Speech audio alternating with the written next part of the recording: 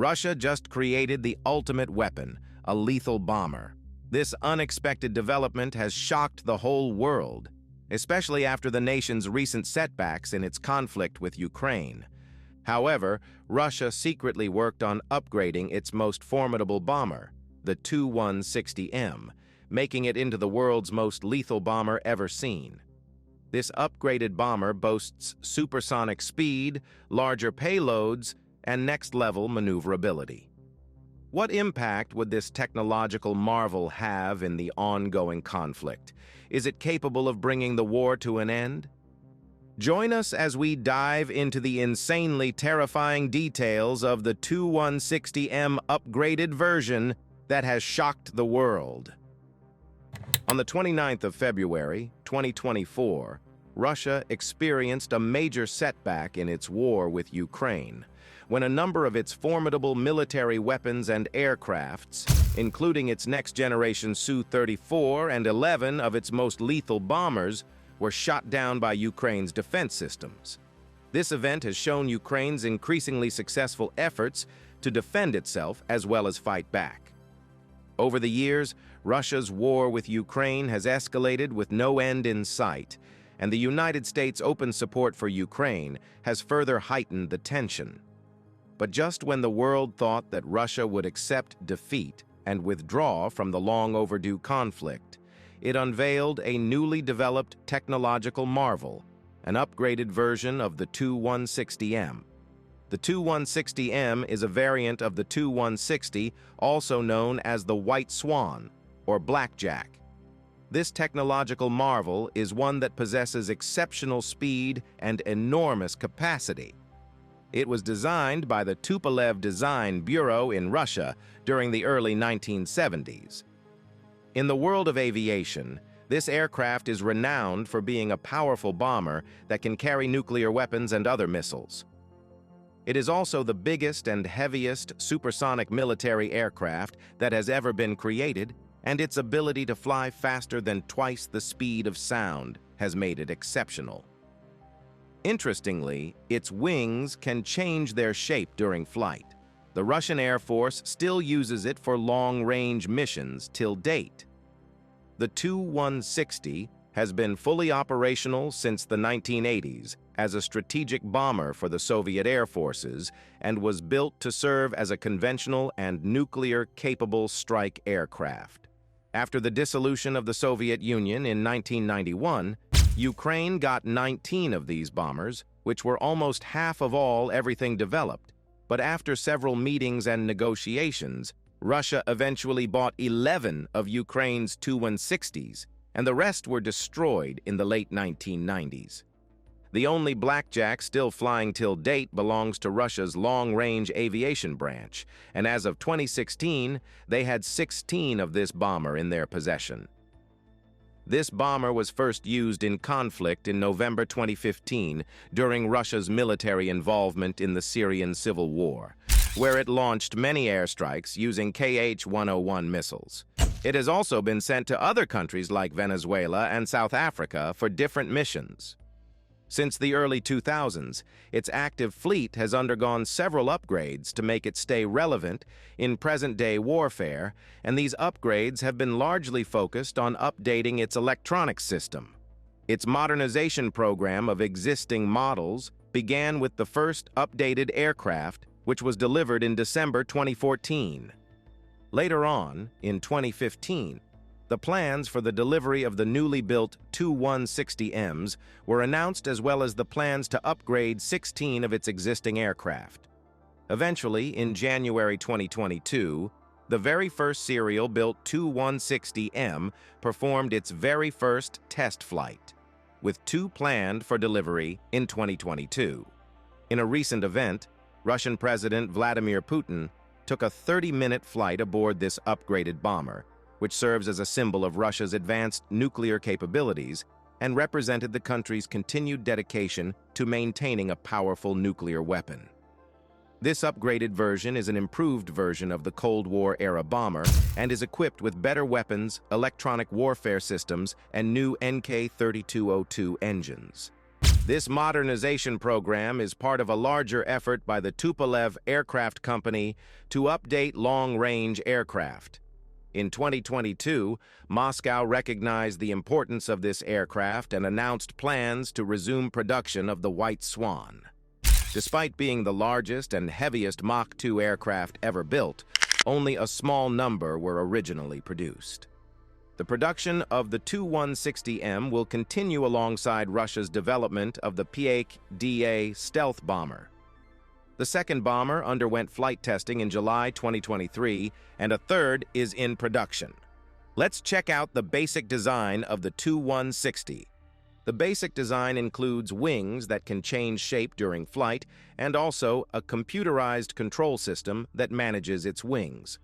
It also has flaps and slats to help with its takeoff and landing process, and its tail is shaped like a cross. About 30% of the aircraft's weight comes from titanium, with the biggest part being the hinge for the swing wings, which weighs about 6 tons. The aircraft is operated by a crew of 4 people, each seated in ejection seats for safety. Now, the most important part of any aircraft, its propulsion system. The bomber is powered by 4 Kuznetsov NK-32 engines, and these engines were considered to be the most powerful engines ever used in a combat aircraft. When it comes to speed, unlike the American B-1 Lancer, which reduced its original requirement for speed to make it less visible to radar, the Tu-160 still has variable intake ramps and can reach speeds up to Mach 2.05. It has a system for refueling when it is flying for long-distance missions, although this feature is not often used. However, the bomber can hold up to 130 tons of fuel inside. In a training exercise that took place on February 2008, Tu-160 bombers, along with Il-78 refueling tankers, practiced mid-air refueling alongside other Russian combat aircraft like the MiG-31 and A-50. Radars equipped on an aircraft are very important in targeting threats, and for this reason, the bomber is equipped with a TSNPO Leninets Obzor-K radar, known as Survey in NATO. This technology is used for tracking both ground and air targets. It also has a separate Sopka radar for following terrain closely. However, despite the Tu-160 being designed to be less visible to radar and infrared detection, it's not considered a stealth aircraft. Now, to its weapon-carrying capacity, the bomber can carry weapons in 2 internal bays. Each bay is capable of holding up to 20,000 kilograms of free-fall weapons or a rotary launcher for missiles. These missiles can carry either conventional or nuclear warheads. It can also carry additional missiles externally if needed. The total capacity for weapons on the aircraft is 40,000 kilograms. Unlike previous Soviet bombers, this bomber doesn't have any defensive weapons. In 2020, it was announced that the Russian Aerospace Forces plan to equip it with new hypersonic missiles, particularly the nuclear-capable Ka-47M2 Kinzhal, hypersonic air-launched ballistic missile. On September 16, 2023, Lieutenant General Sergei Kobelash, commander of long-range aviation, announced that Russian bombers were equipped with the newest KH-BD cruise missile with a range of 6,500 kilometers. Each bomber can carry 12 missiles on 2 rotary launchers. One interesting fact is that the bomber was developed to counter the US B-1 Lancer bomber. While they are quite similar in terms of design, the Tu-160 is heavier and can carry nuclear missiles to distant targets, launching them from its bomb bay doors before flying away at supersonic speeds. It has all-weather capability and can operate in any geographical location. It is also equipped with advanced flight controls, landing gear, and is made from strong materials like titanium and aluminum alloys. Also, the Russian bomber serves a couple of purposes as a strategic missile carrier, mainly carrying standoff missiles. It is bigger and faster than the B-1B and can cover longer distances, but the B-1B can carry more payload when including external payload. Another major difference between these two bombers is the color. While the B-1 is usually dark gray to be less visible, The Tu-160 is painted in an anti-flash white, which earned it the nickname White Swan among Russian airmen. Other powerful bombers in the possession of the Russian Air Force included the MiG-31K, Tu-95, Tu-22M3, and the Tu-160. The Mikoyan MiG-31, also referred to as the Foxhound, is a super-fast interceptor aircraft that was developed for the Soviet Air Forces as a replacement for the older MiG-25 Foxbat. This aircraft is based on and shares some design features with the MiG-25. This interceptor is known to be the fastest combat aircraft in the world. Even after the Cold War and the Soviet Union's dissolution, it is still used by the Russian Aerospace Forces and Kazakh Air Defense Forces. The Russian Defense Ministry plans to keep using the MiG-31 until at least 2030. In 2020, they announced that they would be extending the service life of existing aircraft from 2,500 to 3,500 hours. Similar to the MiG-25, the MiG-31 is a large twin-engine aircraft featuring side-mounted air intake ramps, a shoulder-mounted wing with an aspect ratio of 2.94, and twin vertical tail fins. However, unlike the MiG-25, it has two seats, with the rear seat occupied by a dedicated weapons systems officer. The aircraft was designed to be effective in different mission objectives, like intercepting cruise missiles and their launch aircraft immediately after leaving the waiting area, target and attack low-flying cruise missiles, UAVs, and helicopters, escort strategic bombers for long distances, and lastly, provide defense in areas where there are no ground-based air defense systems. When this aircraft is flying at supersonic speeds, it is limited to 5 times the force of gravity. Despite its thrust-to-weight ratio and marginal wing loading under combat conditions, the aircraft is not suited for close combat or even rapid maneuvers. Also, this aircraft has the ability to reach a maximum speed of Mach 1.23 at low altitude.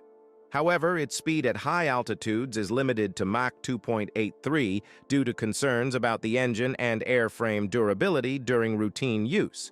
Moving on to the cockpit design, the jet has 2 seats, and it is designed in such a way that the person in the back is in charge of controlling the radar. Even though the controls are the same in both seats, usually only the front seat is used for flying. The pilot uses a stick in the middle and throttles with the left hand to fly. Having someone in the back seat, called the weapon systems operator, helps the aircraft to work better because there is a sort of division of labor, and each pilot can focus on their individual task, which indirectly reduces the pilot's workload and makes things more efficient. Both seats have ejection seats that work at any altitude and speed, allowing the crew to escape safely if needed. The primary armament on the MiG-31 includes 4 R-33 air-to-air missiles known as AA-9 Amos, carried underneath the aircraft, along with 1 GSH 623 23mm cannon with 260 rounds. Additionally, it features fuselage recesses for 4 R-33 or R-37 missiles, 4 underwing pylons for various combinations of missiles and fuel tanks, 6 R-37 long-range air-to-air missiles, 4 R-33 long-range missiles, and unspecified numbers of Kaiji-31, R-60, R-73, and R-77 missiles. Some aircraft are also equipped for the suppression of enemy air defenses role with anti-radiation missiles and anti-ship missiles, along with air-to-surface missiles and air bombs. Furthermore, it can also carry 1 Ka-47 M2 Kinzhal high-precision ballistic missile, providing the aircraft with long-range strike capabilities in addition to its interceptor role. Another Russian bomber whose capabilities we would be diving into is the Tupolev Tu-160M. This bomber, also known as Backfire, is an extremely fast, long-range bomber that is designed with wings that can change shape. It was made by the aviation company Tupolev in the 1960s. In 1962, it was obvious that this bomber had several limitations. When landing, it went too fast and often hit its tail. Flying it was tough, and to make it worse, the pilot didn't have a clear vision of anything outside the aircraft. So, in 1962, Tupolev began working on fixing these issues. Another aviation company, Sukhoi, created the T-4, a fast jet that was developed with titanium and had special wings at the front. It was made to compete with the XB-70 and was supposed to fly at 3,200 kilometers per hour. Also, its development required a lot of new technology. At the same time, Tupolev suggested a big upgrade to the Tu-160M for the Soviet Air Force. This upgrade was more of a gradual change, which made it simpler and cheaper.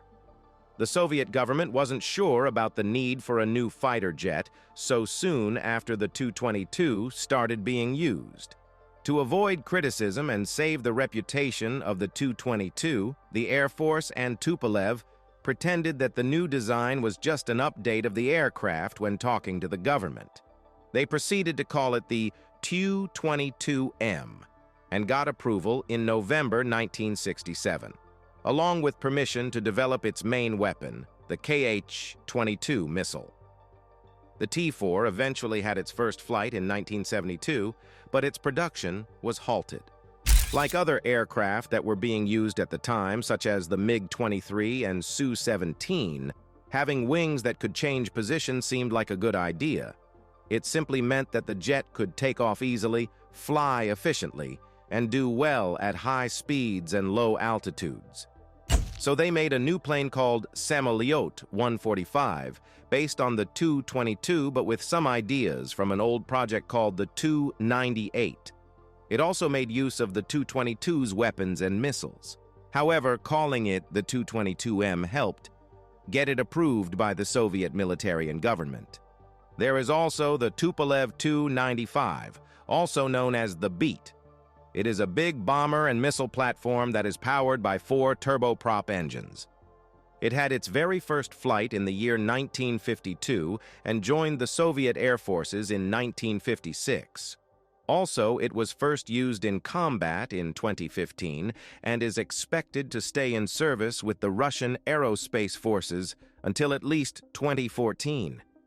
Interestingly, there is a version of this bomber that was majorly designed and used for maritime patrol, and this bomber was called the Tu-142 and a passenger aircraft version called the Tu-114.